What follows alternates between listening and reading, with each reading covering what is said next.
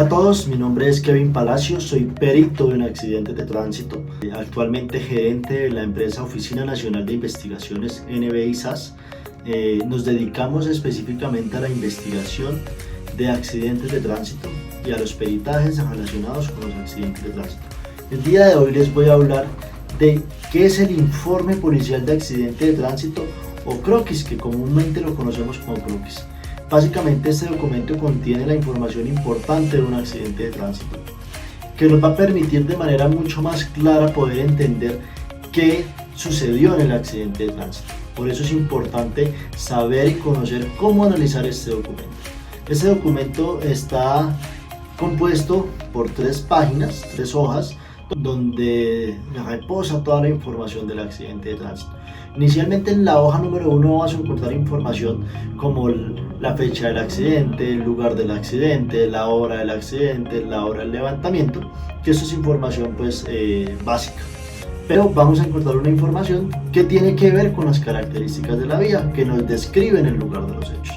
Entonces, en la descripción del lugar de los hechos o de las características de la vía, vamos a encontrar si se trata de una vía plana, si se trata de una vía con pendiente, si es una vía con una calzada, si es en doble sentido, si tenía señalización vertical, longitudinal, si tenía pasos peatonales y demás, que esta información es bastante importante en el momento de entrar a determinar en qué condiciones y bajo qué características se encontraba el lugar de los hechos en el momento del accidente.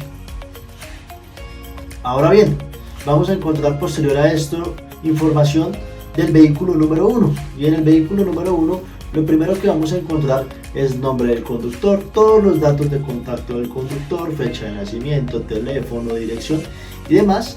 También vamos a encontrar información que tiene que ver con el vehículo número 1, y vamos a encontrar específicamente la placa, características técnicas como marca, color, modelo y demás aspectos que nos permitan establecer cuál es el vehículo involucrado en el accidente.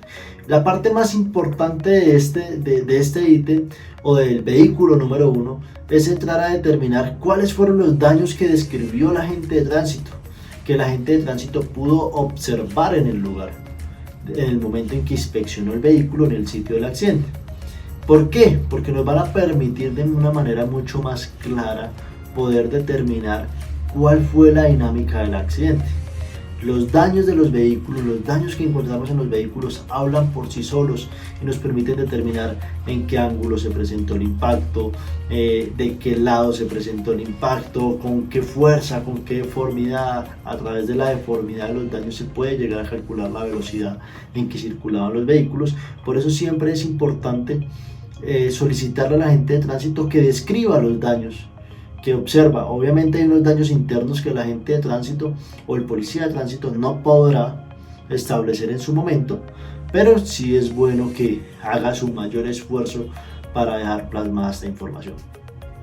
Ahora bien, vamos a encontrar un tema del área de impacto. En este área de impacto vamos a determinar específicamente cuál fue el lado por el que el vehículo fue golpeado, si fue frontal, si fue posterior, anterior, si fue lateral y demás, que nos va a permitir establecer o atar los cabos de una dinámica del accidente. Ahora, la página número 2 o la hoja número 2 nos va a decir la información del vehículo y el conductor número 2. Entonces vamos a encontrar exactamente lo mismo: datos de contacto del conductor, datos y características del vehículo, para determinar exactamente los daños. Importantísimo que queden descritos los daños de los vehículos y el área de impacto de los vehículos para poder establecer en su momento una dinámica coherente a partir de unos métodos técnicos y físicos y matemáticos cómo se presentó el accidente de tránsito. Es decir, esto es fundamental. Esta información es fundamental que quede dentro del informe de tránsito. Listo, ahora en la hoja número 2 también vamos a encontrar un ítem de víctimas, donde la agente de tránsito deberá describir y plasmar cuáles fueron las víctimas que estuvieron involucradas en el accidente de tránsito, si es una víctima que falleció en el lugar, si tuvo traslado médico, a qué clínica fue trasladado y demás, porque pues esta información también nos es importante para poder determinar una dinámica. Ahora un aspecto fundamental: la hipótesis del accidente de tránsito. ¿Qué es la hipótesis? La resolución 11268 del año 2012 del Ministerio de Transporte le indica a la gente de tránsito que deberá estar en la facultad de poder establecer una hipótesis del accidente, pero hace una aclaración importante: es en aras de establecer estadísticas, es decir, no es en aras de determinar que la culpa es de conductor 1, conductor 2 o 3 o 4, sino que simplemente es en aras de establecer una estadística con base en el tipo de accidente de tránsito que se presentó. ¿Por qué? Porque finalmente quien decide y quien determina de quién es la culpa en un accidente de tránsito, pues va a ser el juez donde se adelante un proceso. Entonces, específicamente la gente de tránsito no está en la facultad de determinar si la culpa es del conductor 1 o conductor 2, sino simplemente va a plantear una línea de investigación que, como bien lo dice el nombre, una hipótesis se puede confirmar o se puede descartar. ¿Y cómo vamos a hacer eso? Pues simplemente a través de una investigación, a través de un peritaje, a través de una reconstrucción que nos permita de una manera mucho más amplia y mucho más técnica lograr establecer las circunstancias de tiempo, modo y lugar en las que se presentó un accidente de tránsito. Ahora viene la parte importante, que es el croquis, el bosquejo topográfico del accidente de tránsito, donde vamos a encontrar relacionado cada uno de los elementos materiales probatorios y evidencias físicas que estuvieron involucradas en el accidente. Entre esos vamos a encontrar los vehículos, los cuerpos sin vida si hubo obviamente fallecidos, huellas de frenado, vamos a encontrar fluidos mecánicos, fluidos hemáticos y toda la información que nos pueda servir y que obviamente haya estado en el accidente de tránsito. ¿Para qué? Pues para que podamos establecer una dinámica del accidente mucho más clara a través de unos métodos de fijación topográfica que la gente de tránsito va a hacer. Y hay específicamente dos métodos de fijación topográfica, que es coordenadas cartesianas y triangulación. ¿Cuál es la diferencia entre el uno y el otro y cuándo se utiliza uno y cuándo se utiliza el otro? El método de fijación por coordenadas cartesianas se utiliza en los tramos de vía donde podemos tener un eje guía. Generalmente son vías rectas, es decir, donde no haya una sola curva. Es posible y es aconsejable utilizar este método de fijación. ¿Qué va a hacer el agente de tránsito?